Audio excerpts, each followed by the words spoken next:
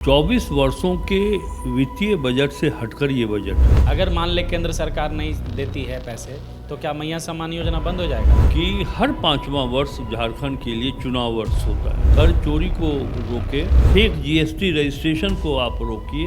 1,36,000 पर झारखंड की अर्थव्यवस्था निर्भर नहीं कर रही। झारखंड विधानसभा का बजट सत्र शुरू होने वाला है। बजट में किस विभाग को कितना पैसा देना है और वो पैसा कहाँ से आएगा, इस पे मंथन चल रहा है। लेकिन सरकार का सबसे ज़्यादा जो ध्यान है वो मैया सम्मान योजना की राशि की व्यवस्था और केंद्र सरकार से 1,36,000 करोड़ कैसे वापस आएंगे, इसको लेकर है। क्योंकि बजट का एक बड़ा भाग इन दोनों चीज़ों को प्रभावित करता है। हमारे साथ वित्त मंत्री राधाकृष्ण किशोर जी हैं। इनसे जानते हैं कि झारखंड में जो बजट आने वाला है उसको लेकर कैसे क्या तैयारी है, कहाँ से पैसे आने हैं, कहाँ से उधार जो बाकी है वो प्राप्त करने हैं, कहाँ उधार लेने हैं। इन तमाम चीज़ों पर चर्चा के लिए हमारे साथ वित्त मंत्री जी हैं। सर, क्या लगता है कि जो स्थिति है, आपका 45 वर्षों का अनुभव है राजनीति का, वैसे तो आप बजट सत्र को काफ़ी करीब से देख रहे हैं, समझ रहे हैं, उसमें भाग ले रहे हैं, लेकिन पहली बार ऐसा होगा 45 वर्षों के आपके राजनीतिक अनुभव में कि आप बजट पेश करने जा रहे हैं। लोगों को काफ़ी उम्मीद है इस बजट से। देखिए, ये जो अबुआ बजट 2025-26 के लिए 4 मार्च को विधानसभा में उपस्थापित किया जाएगा, तो एक बात बताएं कि अब तक के 24 वर्षों के वित्तीय बजट से हटकर ये बजट होगा। इस बजट में मैं इतना बता सकता हूँ, बजट के उपस्थापन के पूर्व, कि राज्य की आधी आबादी महिलाओं के समस्त सशक्तिकरण को मजबूती प्रदान करने वाला ये बजट होगा। ग्रामीण क्षेत्र की जो अर्थव्यवस्था है, उस अर्थव्यवस्था को कैसे सुदृढ़ बनाया जाए, उसको लेकर के ये बजट में प्रावधान किया जाएगा।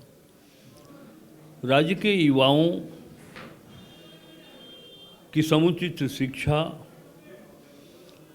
जो कमज़ोर वर्ग के लोग हैं, राज्य की योजनाओं या फिर केंद्र प्रायोजित योजनाओं के अतिरिक्त जो राज्य के हमारे बैंकर्स हैं और वो उनका जो एनुअल प्लान तैयार होता है, तो उस प्रक्षेत्र को भी हम मजबूत करना चाहते हैं। और गरीबों के आर्थिक उत्थान की जो जिम्मेवारी राज्य के व्यावसायिक बैंकों के ऊपर है और वो जो लक्ष्य निर्धारित करते हैं प्रत्येक वर्ष के लिए, उसके माध्यम से भी ऋण की व्यवस्था करके युवाओं को वो अवसर प्रदान किया जाएगा ताकि वो ऋण लेकर के लघु उद्योग, कुटीर उद्योग जैसे व्यवसाय को वो कर सके।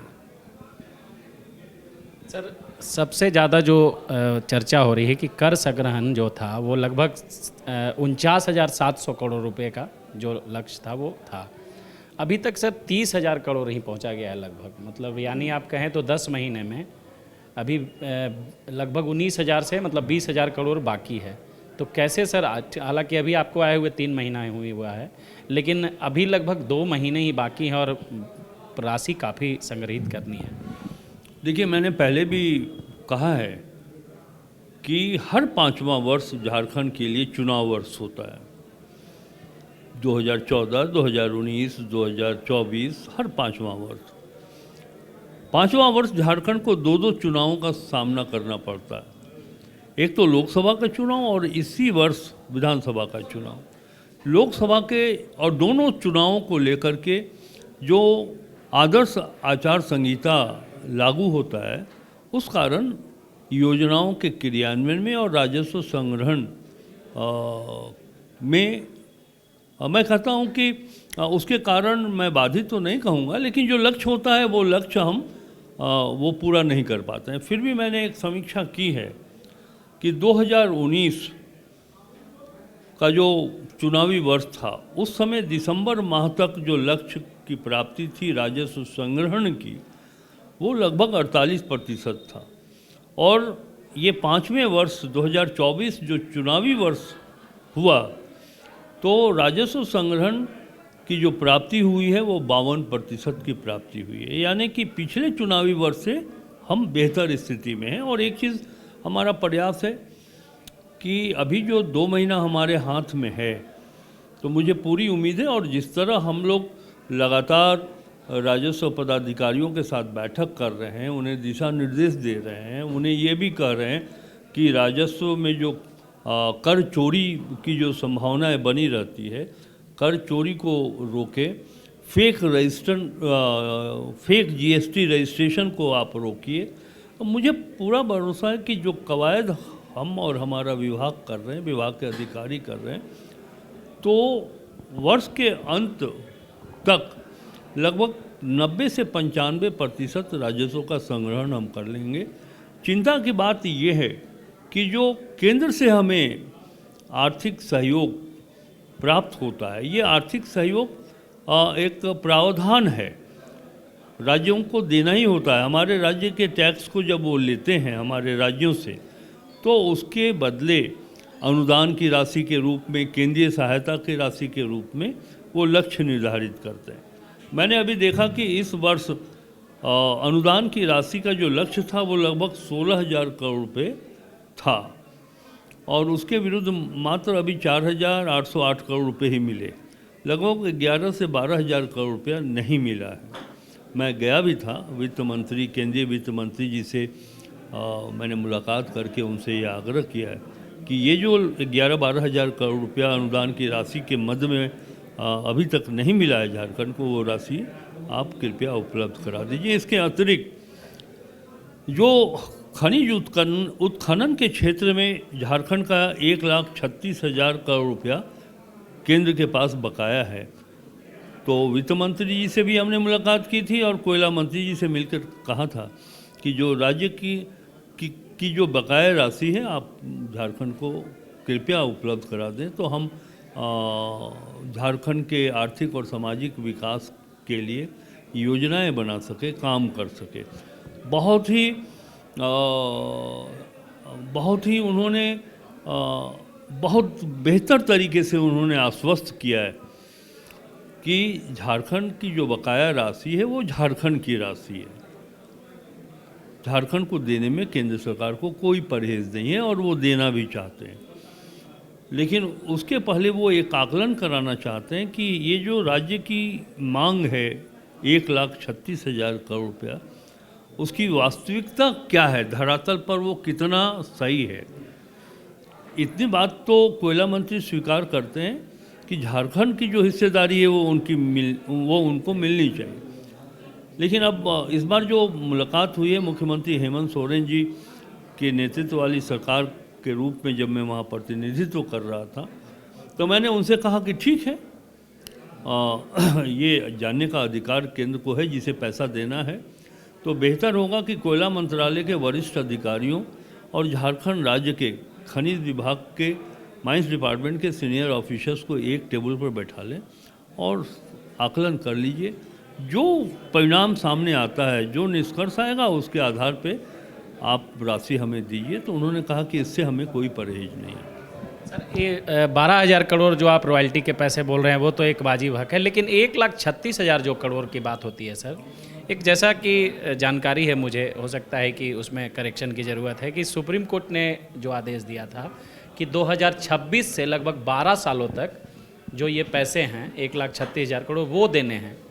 तो ऐसा कांग्रेस के द्वारा कहा जा रहा है कि 1,36,000, लेकिन भाजपा का कहना है इस पे कि 12 साल में जो पैसे मिलने हैं उसको एक बार मांग कर ये सिर्फ एक भ्रम की स्थिति पैदा की जा रही है। मैं नहीं जानता हूँ कि भारतीय जनता पार्टी का क्या स्टेटमेंट है इसके ऊपर और वो क्या सोचते हैं, लेकिन यहाँ बात किसी राजनीतिक दल की नहीं है, बात है झारखंड सरकार और केंद्र सरकार के बीच का मामला है। कोई कौन क्या कहता है, किसकी क्या टिप्पणी है, मैं समझता हूँ कि सबसे बेहतर उपाय जो हम लोगों ने कहा कि माननीय सर्वोच्च न्यायालय ने जो कहा है, फिर हमारी सरकार जो कह रही है, केंद्र सरकार का जो कहना है, इसी का तो उपाय ढूंढा गया है कि एक टेबल पर बैठ करके बात कर लें। कैसे चलेगा सर? मैया सम्मान योजना को लेकर सर लोगों के मन में काफ़ी संशय की स्थिति है। लोग संशय में हैं, कहा जा रहा है कि पैसे कहाँ से आएंगे, कहाँ से देंगे। अगर मान ले केंद्र सरकार नहीं देती है पैसे, तो क्या मैया सम्मान योजना बंद हो जाएगा? कौन लोग कहते हैं, जरा उनके बारे में जाने तो सही हम। एक संशय की स्थिति आम लोगों में, जो भी माध्यम से दुष्प्रचार है कि 1,36,000 करोड़ आएंगे तभी मैया सम्मान योजना की राशि मिलेगी। इसमें कोई 1,36,000 पर झारखंड की अर्थव्यवस्था निर्भर नहीं कर रही है। केंद्र सरकार अगर अभी तक तो नहीं दी, फिर भी हम अपने वित्तीय लक्ष्य की ओर तो हेमंत सोरेन की सरकार आगे बढ़ ही रही है। अब मैं नहीं जानता हूँ कि कहाँ से ये बात किनके मन में दिग्भ्रमित उन्हें किया जा रहा है, भ्रम की स्थिति पैदा की जा रही है, इसकी जानकारी मुझे तो नहीं। लेकिन इतना मैं आपको आश्वस्त कर सकता हूँ कि मैया सम्मान योजना ये सिर्फ योजना ही नहीं है, झारखंड की आधी आबादी महिलाओं की पूजा वाली योजना है। हम इस योजना के माध्यम से झारखंड की महिलाएं जिनकी आबादी आधी हैं, हम उन माँ, उन बहनों, उन बेटियों की आराधना कर रहे हैं इस योजना के माध्यम से। इसलिए ये योजना जब तक हेमंत सोरेन और इंडिया गठबंधन की सरकार है कभी बंद नहीं होगी। सर, आपने घोषणा की थी, चुनावी घोषणा पत्र में था कि आप गैस पे सब्सिडी देंगे। जेएमएम का भी था कि किसानों को ऋण मुक्त जो है वो ब्याज मुक्त ऋण दिया जाएगा। तो इसमें भी बजट में कुछ प्रावधान लाने की बात हो रही है। देखिए, लोग प्रतिपक्ष के द्वारा विधानसभा में भी जो अनुपूरक बजट लाया गया था इस बार, तो उसमें भी हमारे प्रतिपक्ष के माननीय सदस्य इस बात को उठा रहे थे कि 450 रुपया गैस सिलेंडर देने का जो वादा किया था उसका क्या होगा। तो देखिए, इस दिशा में मैं स्पष्ट रूप से कहना चाहता हूँ, सबसे पहली बात तो यह है कि ये राजनीतिक पटल पर घोषणा की गई है। ये घोषणा भी काफ़ी गंभीर मैं मानता हूँ।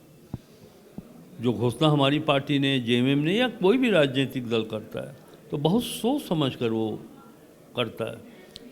हम इस दिशा में भी आगे बढ़ना चाहते हैं, लेकिन प्रतिपक्ष को ये मानना चाहिए कि कोई भी सरकार, चाहे राज्य या केंद्र का जो संवैधानिक व्यवस्था है वो 5 वर्षों के लिए सरकार है।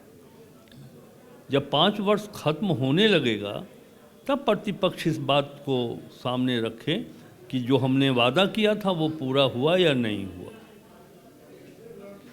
ये तो पहला वर्ष है। अब सरकार से हटकर पार्टी लेवल पे आप लोग दिल्ली गए थे। दिल्ली में राहुल गांधी से मुलाकात हुई और कांग्रेस राष्ट्रीय अध्यक्ष से क्या कुछ हुआ? क्योंकि अभी तक जो देखा गया है ट्रेंड सर कांग्रेस का, अभी कांग्रेस में दोबारा से नए आए हैं, देखा गया है कि जो आपसी तालमेल है वो तालमेल नहीं हो पाता है। जो मंत्री होते हैं वो कार्यकर्ताओं को वैल्यू नहीं देते हैं, पार्टी के नेताओं को वैल्यू नहीं देते हैं। क्या यही कोऑर्डिनेशन के लिए और कुछ टास्क देने के लिए दिल्ली बुलाया गया था? नहीं, देखिए, कोई टास्क देने के लिए दिल्ली नहीं बुलाया गया था। चूँकि विधानसभा चुनाव के बाद इकट्ठे रूप में हमारे विधायक और मंत्रीगण केंद्रीय नेतृत्व से एक साथ नहीं मिले थे, और ये पहले ही तय हो गया था। 1 महीना पहले ही हमारे प्रभारी श्री मीर साहब ने कहा था कि हम लोग इकट्ठे चलेंगे, मैं समय ले लूँगा और उनके प्रति आभार व्यक्त करने के लिए हम लोग चलेंगे।